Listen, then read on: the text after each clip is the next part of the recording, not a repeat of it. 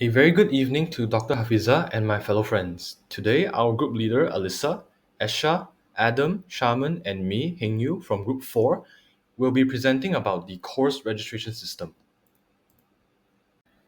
So, our group came together to develop a Python based course registration system that simplifies managing student data, course details, and enrollments.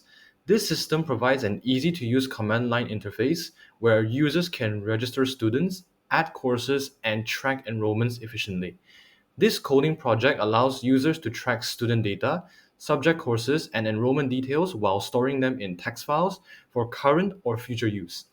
By implementing a structured system, we ensure that student and course records are well organized and easily accessible.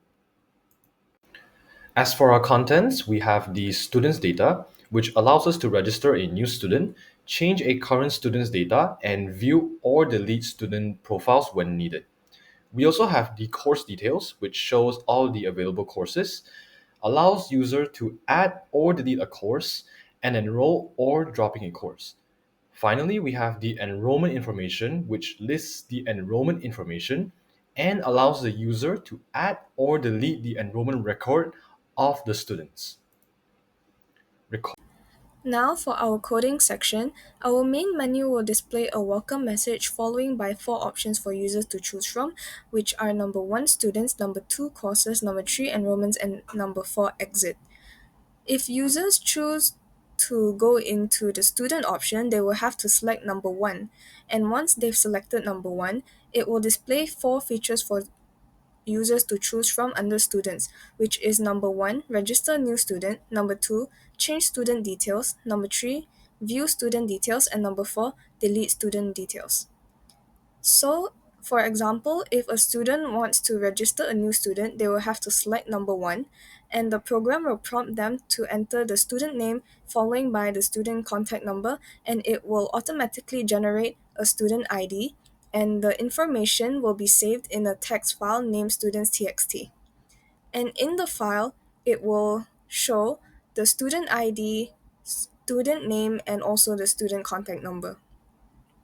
If users want to change the student details, they will select number 2, and the program will display a "What would you like to change" message, and it will prompt users to select either number 1 name or either number 2 contact information, depending on which student detail they would like to change. If they wish to change the name of the student, they will then select number 1, and it will prompt them to enter the student ID and then following by the new name that they would like to change. If they would like to change the contact information, then they will have to select number 2, and they would have to enter the student ID following by the new contact number that they would like to choose. Both the name and the contact number will then be changed in the text file.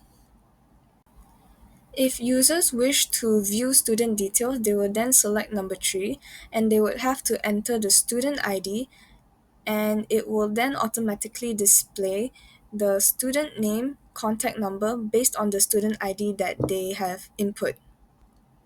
Besides that, if students want to delete the student details, they will have to select number 4, and after that, they will have to enter the student's ID of which student detail they would like to delete from the text file, and after they do so, it will then be deleted in the text file. Moving on, I'll be explaining the courses part of our system. This is the second option that users can choose. When users choose 2, they have 5 new options to choose from, which are view, add, delete, or drop a course. When users choose 1, all the courses will be printed out. Next, if they choose 2, which is to add a course, the system will ask for the course ID, course name, and instructor's name and maximum seats to add a course. Now when the users enter 3, which is to delete a course, the system prompts the user to enter the course ID and deletes the course details. When the user enters 4, and which is to enroll a course, it asks for student ID and it enrolls the student.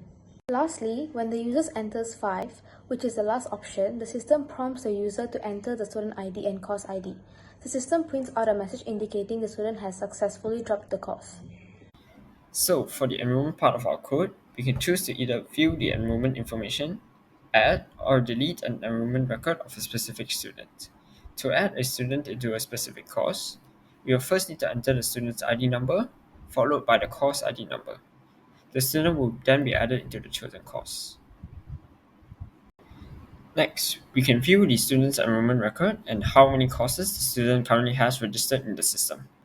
And to remove the enrollment record, we can just input the student's ID number and the course ID number. It will then be removed from the system and database. And if there is nothing else to input, we can simply enter the number 4 and an exit message will show up, exiting the system. This is the overall flowchart of our course registration system showing the interaction between students, courses, and enrollment management. I'll now go into each section in detail. This is the flowchart for students, and this part of the system handles student records. Next, as you can see, this is the flowchart for courses, which focuses on course-related data. Finally, this is the flowchart for enrollment management, which serves as a connection between students and courses. Like any system, we faced several challenges during development, but we implemented effective solutions to overcome them. One key issue was handling students with the same name, which we solved by using unique student IDs as primary identifiers. Another challenge was missing files, which could cause the program to crash. So we implemented checks to verify file existence before accessing data. To prevent accidental deletion of essential courses, we made predefined courses unremovable. We also ensured that course and student IDs were distinct to avoid input errors. Additionally, to prevent overbooking, our system monitors course capacities and verifies available seats before enrollment. Other challenges such as course enrollment verification and managing large course lists were addressed using structured data storage and validation methods. Our system features a friendly command line interface, making it simple to use. It ensures data persistence through text files, enabling smooth data management. The structured code organization improves maintainability, and we have implemented robust error handling mechanisms to enhance system stability. However, there are a few limitations. The system currently lacks a graphical user interface and does not store data in a database, which could limit scalability. Additionally, pre-enrollment booking is not yet implemented, and since it relies on text files, it may be exposed to security risks. Despite these challenges, the system remains functional and future improvements can address these limitations. And that is all for our presentation on our course registration system. Thank you for your attention.